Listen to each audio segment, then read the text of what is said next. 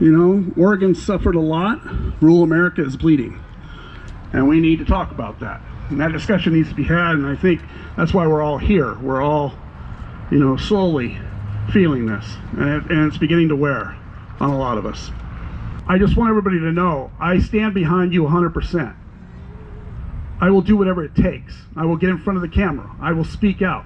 I will do whatever it takes to help you with your business. And I know all of you worry, you know, if I open my business, what's the risk? There might be a risk. I can tell you right now, there just might be a risk out there. But I'm the kind of mayor that's going to stand behind you in that risk, whatever that takes. It's about America standing for America. Yeah. Okay? And we're all here for the same reasons. We are America, okay? We got to get back to work. Right. We all know, without that, we're nothing. We fall apart. Right. We need to know we stand for something. So I need all of you out there, think hard on it. And like I said, there is risk, but it's risk worth taking. The message is America can't withstand being closed right now, and this is America as a whole, but it stems here in Oregon. I mean, rural Oregon is suffering. I mean, my people don't have 401ks and PERS programs to protect them. You know, they're hardworking, usually independents. They may hire a few employees, may not hire any employees, but they still have to live and feed their families. And right now, that's not happening. I mean, I've got people calling me 2 or 3 times a night, sometimes really late, telling me their story, you know, about how they're suffering, how they can't feed their family. Is there any funds I can help with, or is there any program they can look to? That starts to pull at me after a while, because I can only take so much of that. You know, I'm a mayor who protects his people, and right now, as a mayor, I feel like my hands are tied. I can't protect them from what is there. I can only try to get the word out, try to get people on track, try to get the right people involved, that we can help these people. And that's what I'm going to do. If I can go, like I did the other day for Christmas, I went down to the mall. I was on the top floor of Macy's, and there must have been about 1,000 people on that floor. Some wearing masks, some weren't even wearing masks. Running around with kids, doing their shopping, having a good time. I get it. But there was one entrance that said exit, one that said enter, and there was a sign on the door, wear your mask. That was the limit of it. Nobody counting people, nobody saying there was too many people, nothing. You could go anywhere you wanted to go. Then I ran over to Costco to get last minute things, packed to the gill. People, exit on the door, enter on the door, sign says wear your mask. That was it. Now you can tell me that those big stores can have that many people jammed in those places, shopping, carrying on as their holiday was, you know, giving them the opportunity to do, and my little town is shut down. Everywhere you look, my lights are lit, my people are starving, and that's okay. There has to be the same across the board. There cannot be a double standard.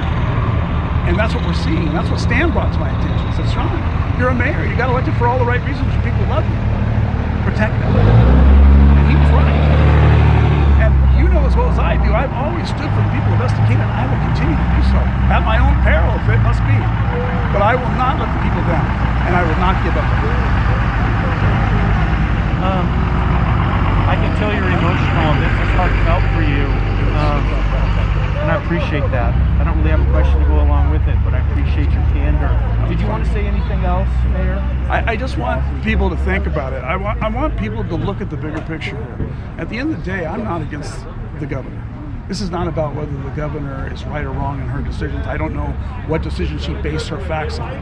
What I do know is I'm a mayor, and I am not a governor, and my people come directly to me, and they call me, and they tell me their scenario, and at the end of each day, I have to make sure they're fed and taken care of. And I will do anything it takes to make that happen. And I am not directly trying to disobey the governor's order. I have said that social distancing and masks are required. I expect them to be that. I'm asking to go from, you know, extreme to high. Nothing has changed. I do believe in the pandemic. I'm not saying it doesn't exist, okay? But there has to be a happy medium here. We have to give a little. And she should know, because these are all her taxpayers out here, all the people that pay to the bigger pot. And shutting us down and closing our doors and telling us it's going to be better tomorrow is not working. There's no secondary plan. I would like to sit at the table with her and figure out a plan that works to help rural Oregon recover. I mean, we had the fires, we've had everything. We cannot take it anymore. So that's what I would ask of them. So when you're doing your thing on the 1st, you're going to be actually going to a lot of these shops or other I'll be businesses? out just like everybody else. I promised I would, and I never disappoint my people. Okay. I will go around and use the stores and the restaurants if they're open. Okay. I will stand in front of it. If OSHA shows up, I will stand in front of them. You know, that's the kind of mayor I am and always have been. I hope that it works and out. I don't have all the answers. You know, Yeah. I wish I could look in a crystal ball and say, hey, this is how it's going to plan out. But at the end of the day, I know any business that opens, I will protect them to the best of my ability. Yeah. And if that means giving a speech, does that mean locking a door or standing in front of OSHA or standing in front of OLCC, so be it.